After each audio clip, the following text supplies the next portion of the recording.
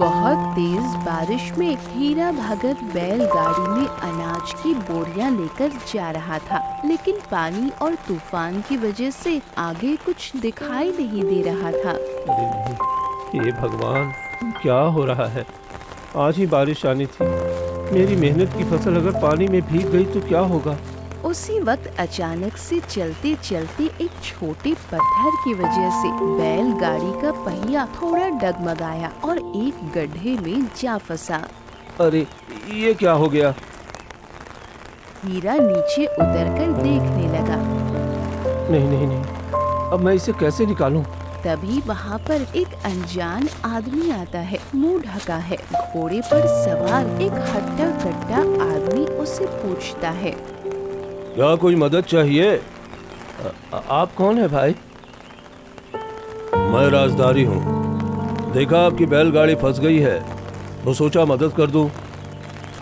आपका उपकार रहेगा भाई। मेरा अनाज गीला हो गया तो मेरा काफी नुकसान होगा भाई। फिर वो आदमी बैलगाड़ी निकालने में मदद करता है और हीरा बोलता है, आपका बहुत बहुत आभार भाई। आज तो आपने मुझे बचा लिया। कोई बात नहीं, जाओ। हीरा चला जाता है, लेकिन ये आदमी सोच में पड़ जाता है और उसे देखता रहता है। महाराज विजय सिंह अपने भोले और दयालु स्वभाव के लिए जाने जाते थे। एक दिन वो नगर भ्रमण के लिए निकले थे और बाजार घूम रहे थे। घूमते घूमते वो बड़ी बाजार में आ गए, जहाँ मजदूर काम कर रहे थे। कोई बोरियां उठाकर दुकान में रख रहा था, कोई बोरियां बैलगाड़ी पर लाद रहा था। इसी बीच महाराज की नजर पड़ी मजदूर हीरा भगत पर, जो अनाज की बोरी बैलगाड़ी पर चढ़ाते समय गिर जाता है। अरे रे रे रे, मेरा पैर! अरे मंत्री जी, वो मजदूर काफी कमजोर लगता है। क्या वजह है उसके ऐसी मजदूरी करने की? ऊपर से गिर गया तो कोई उसे देख भी नहीं रहा। महाराज, हमें नहीं पता। दिखने में तो अच्छा खासा जवान लगता है, लेकिन शायद काफी गरीबी और भुखमरी से गुजर रहा है। मुश्किल में खड़े होकर मजदूर फिर से बोरियां लगाने लगता है। अरे ऐसा कैसे हो सकता है? विजय सिंह के राज्य में मजदूरों की ऐसी हालत। बुलाया जाए उसे हमारे सामने। ठीक है महाराज, बुलाते हैं। सैनिक, उस मजदूर को यहाँ बुलाओ। जो आज्ञा हुजूर। महाराज विजय सिंह को प्रजा के दुख दूर करने और उनके लिए उत्तम जीवन व्यवस्थाएं करवाने के लिए जाना जाता था। जहाँ भी प्रजा दुखी दिखे, महाराज उन लोगों के लिए और अच्छी सुविधाओं की तलाश में लग जाते। जी महाराज, बोलिए, क्या आदेश है? अरे तुम्हें तो देख कर लगता है थोड़े आराम की जरूरत है तुम्हें। अभी हम कौन सा आदेश दे सकते हैं? अरे तो महाराज, इसे आराम करने का ही आदेश दे दीजिए। ऐसी बात सुनकर सैनिक और हीरा हंसने लगते हैं। अरे महाराज, अब आप कहेंगे तो आपके आदेश पर आराम करने लगेंगे, लेकिन अब देखिए, मजदूरी से दूर जाएंगे तो घर में मेरी पत्नी और मेरा बेटा भूखे मर जाएगा। हंसते हुए बताता है, लेकिन अंदर से रो रहा था, क्योंकि उसका परिवार बहुत गरीब था। तो उसकी आंखों में आंसू आ गए। अरे तुम्हारा नाम क्या है और इतनी मेहनत क्यों कर रहे हो कि अपना शरीर भी नहीं संभाल सकते? मेरा नाम हीरा भगत है महाराज। मैं यहीं पास में रहता हूँ। घर में 2 वक्त की रोटी भी नहीं है। पूरा दिन मजदूरी करने पर 2 वक्त का खाना मेरी पत्नी और मेरे बच्चे का हो जाता है। क्या? और तुम क्या खाते हो? कुछ भी महाराज। कभी तो भूखा भी सो जाता हूँ। पत्नी को कह देता हूँ, मैंने बाहर खा लिया है, तुम दोनों खा लो। मजदूर की ऐसी बातें सुनकर महाराज और मंत्री एक दूसरे के सामने देखने लगे। फिर महाराज विजय सिंह बोले, तुम और कोई काम नहीं कर सकते क्या? अरे महाराज, इस बाजार में और कौन काम मुझे देगा? सबको मजदूर की जरूरत होती है, तो वही काम करता हूँ। महाराज सोच में पड़ गया। अब इसकी सहायता कैसे करूं? ठीक है हीरा, कल हमें महल में मिलो, हम तुम्हें काम देंगे। और आज ये एक सोने का सिक्का रखो, इसे अपनी आज की आमदनी समझो। इससे तुम्हारे घर पर अनाज और खाने पीने की वस्तुएं ले जाना और किसी अच्छे वैद्य को भी दिखा लेना। महाराज विजय सिंह ने हीरा को एक सोने का सिक्का दिया। आपका खूब खूब धन्यवाद महाराज, मैं जरूर कल आपसे मिलने आऊंगा। अरे वाह, आज तो महाराज एकदम से कृपालु हो गए। इस सोने के सिक्के से तो मेरा एक हफ्ते तक घर चल जाएगा।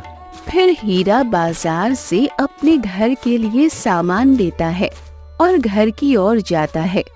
उसको देखकर कुछ लोग बातें करते हैं। अरे देखा, आज तो हीरा ऐसे उछल रहा है जैसे ये सोने का सिक्का उसका घर साल भर के लिए चलाने वाला हो। अरे हाँ भाई, लेकिन जिसने कभी फूटी कौड़ी भी ना देखी हो वो तो ऐसा ही करेगा ना। आज तो महाराज ने दया खाकर सिक्का दे दिया। रोज रोज ये कहाँ से लाएंगे इतना धन। हीरा सबकी बातें सुनता घर गया और अपनी पत्नी को खुशी से बताने लगा। उसका घर देखकर उसकी गरीबी का पता चल रहा था। अरे सुनती हो? अरे भाग्यवान, आओ सुनो सुनो, आज क्या हुआ? अरे क्या हुआ, क्यों चिल्ला रहे हो? अरे महाराज विजय सिंह ने मुझे एक सोने का सिक्का दिया था, तो मैं ये सारी वस्तुएं ले आया। आज काम करते वक्त उन्होंने अपने नगर भ्रमण के समय मुझे देख लिया। अब देखो, मुझे कल महल बुलाया है, कोई काम देने वाले हैं। वाह, क्या कहा? महल बुलाया है? तब तो जरूर कुछ बड़ा काम देंगे। मैं भी यही सोच रहा हूँ। चलो जल्दी से खाना बनाओ, कल के लिए मैं तो उतावला हो रहा हूँ। फिर कमला ने अच्छा खाना बनाया और अपने पति हीरा और 13 साल के बेटे बिरजू को खाना खिलाया और खुद भी खाया। तो बताओ हीरा, तुम क्या क्या काम कर सकते हो? हम अवश्य तुम्हारी सहायता करेंगे। उससे पहले महाराज ये पूछ लिया जाए कि इतने सालों तक मेहनत करने के बाद भी ये गरीब ही क्यों है? तो ये भी सोचने वाली बात है। महाराज, मजदूरी ही इतनी देते हैं गांव के दुकानदार, जिससे मुश्किल से दिन गुजरता है। इसमें अपनी गरीबी कहां से मिटाऊं? उसका हम देख लेंगे। अभी ये बताओ तुम क्या कर सकते हो? महाराज, मैंने आज तक जूते बनाए हैं, बोरियां उठाई हैं, खेतों में पानी दिया है, खेती की है, बैलगाड़ी हाँकी है और खेतों की जुताई करने जाता हूँ। अरे वाह, इतना सब आता है तो गांव में मजदूरी क्यों कर रहे थे? अब पता नहीं तुम्हें कौन सा काम दिया जाए। महाराज, मुझे लगता है अगर हीरा खेती कर सकता है तो आपको उसको अपनी नई जमीन के लिए काम पर रख लेना चाहिए। अद्भुत विचार है मंत्री जी मान सिंह। तो सुनो हीरा, क्या तुम मेरी नई जमीन में खेती करोगे? क्यों नहीं महाराज, लेकिन ध्यान रहे, मैंने पड़ोसी राजा प्रताप सिंह से 5000 एकड़ जमीन नहीं ली है। उसमें अच्छी फसल लगनी चाहिए। मैं पूरी मेहनत करूंगा महाराज। लेकिन इतनी बड़ी जमीन है, तुम अकेले कैसे काम कर लोगे? तुम्हें मैं 10 आदमी भी देता हूं जिसकी निगरानी तुम करोगे। उन्हें ठीक से समझा देना।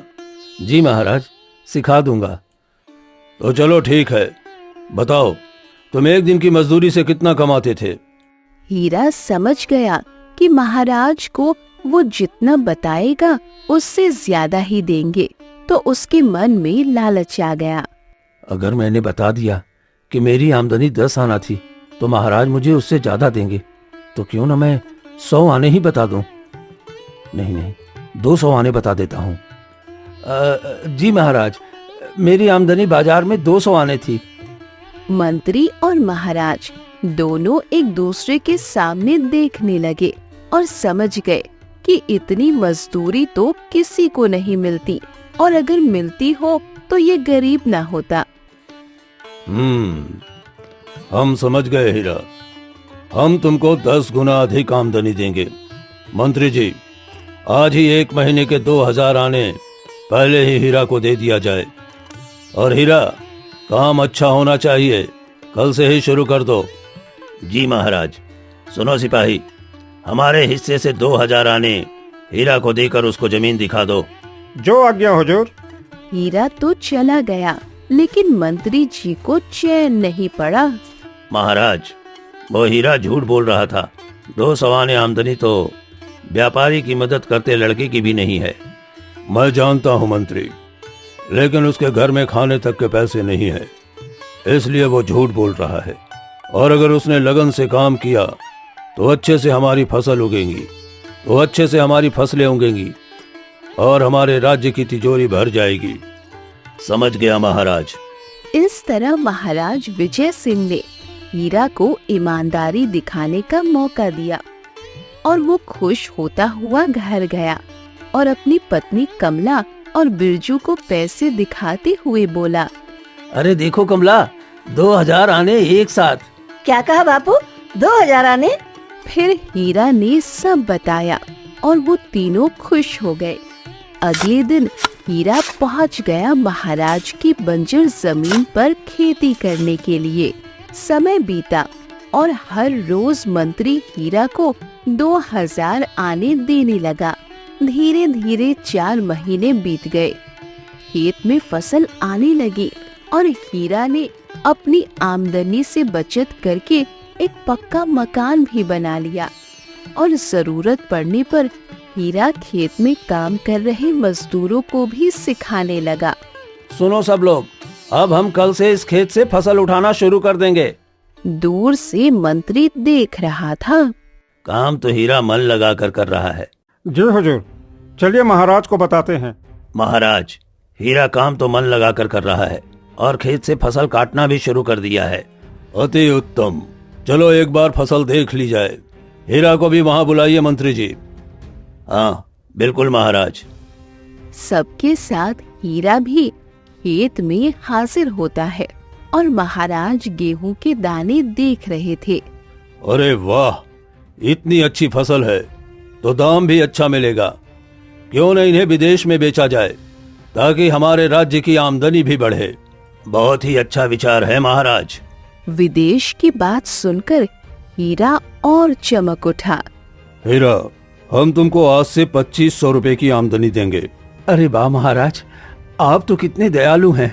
सिर्फ 500 आने बढ़ने से हीरा दुखी था, लेकिन वो घर की ओर जाने लगा और ऐसे ही 3 साल बीत गए।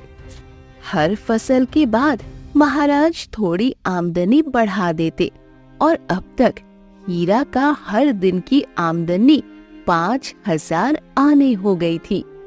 एक दिन हीरा और उनकी पत्नी घर में बैठे थे। अरे सुनिए, अब तो आपके 5000 आमदनी प्रतिदिन हो गई है। अब तो मुझे हीरे की अंगूठी बनवा दीजिए। अरे अभी कोई बचत नहीं हो रही और जितनी है घर और घर के खर्चे के लिए है। क्या फायदा आपके 5000 आने का? आपने आज तक मेरे लिए कुछ किया ही नहीं है। अरे अब क्या करूं? राज्य की तिजोरी में चोरी करूं? चोरी तो नहीं, लेकिन खुद की इतनी जमीन होती और खेती करते तो एक नया राज्य बन जाता। तुम वहाँ के राजा और मैं वहाँ की महारानी होती। लेकिन तुम तो ठहरे महाराज विजय सिंह के गुलाम। वो जितना दे उतने में संतुष्ट रहना। वही राजा रहेगा, तुम गुलाम ही रहना।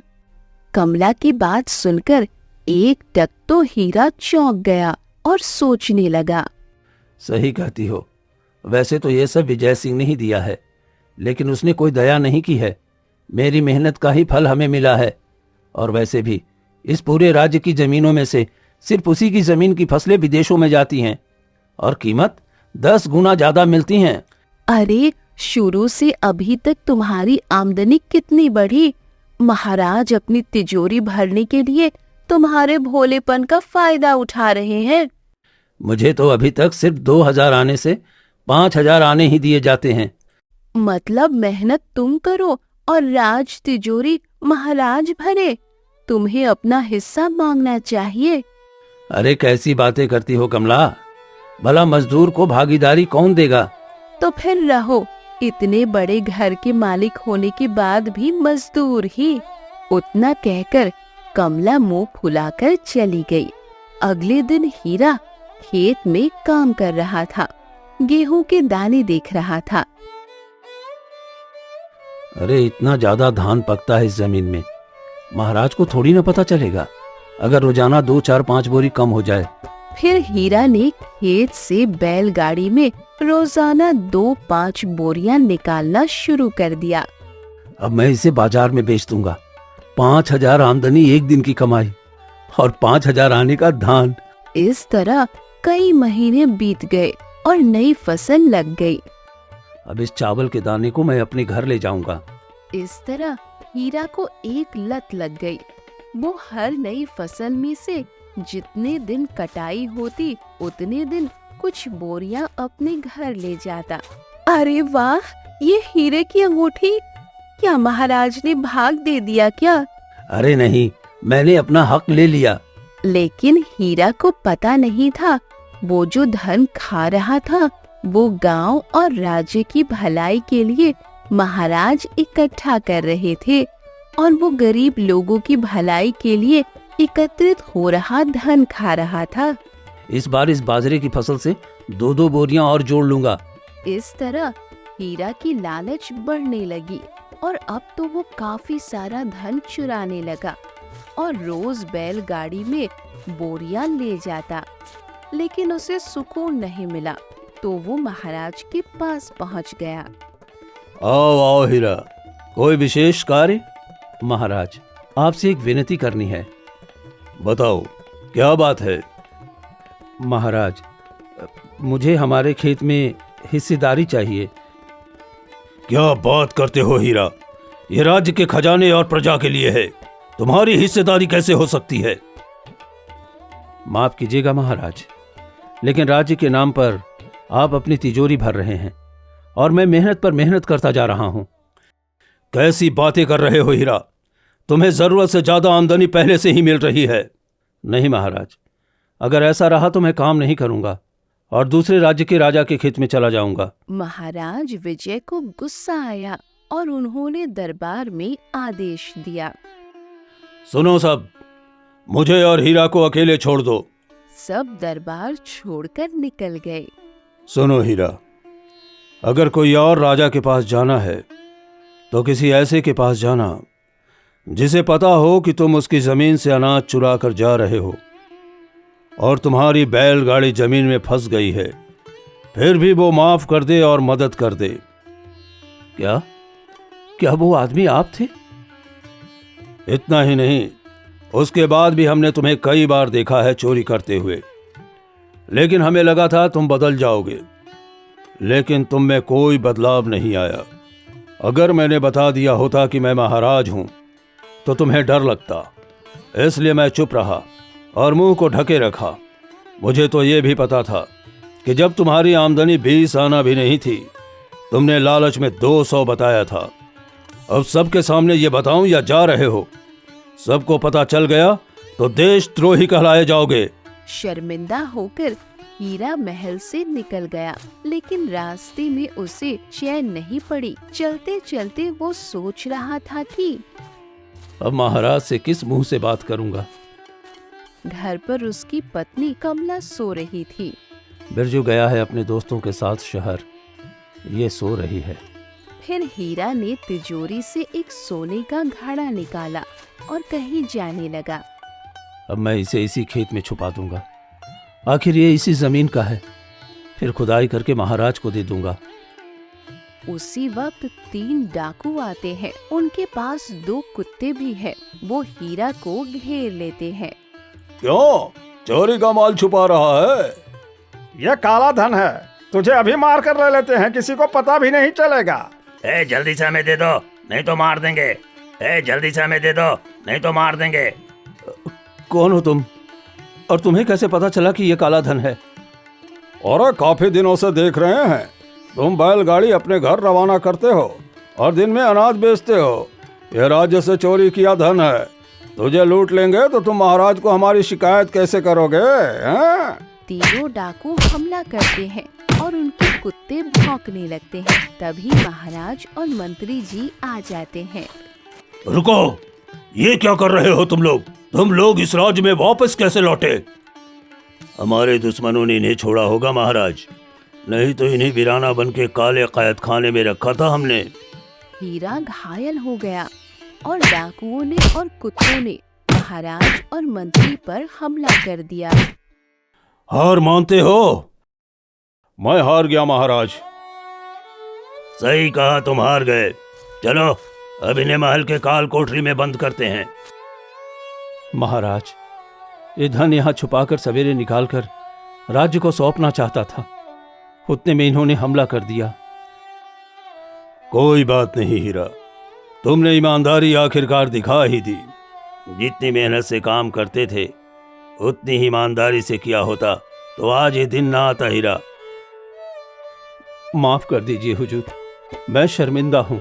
हीरा को अपने किए का पछतावा हो रहा था, लेकिन महाराज ने उसे अपनी प्रजा के हित के लिए माफ कर दिया।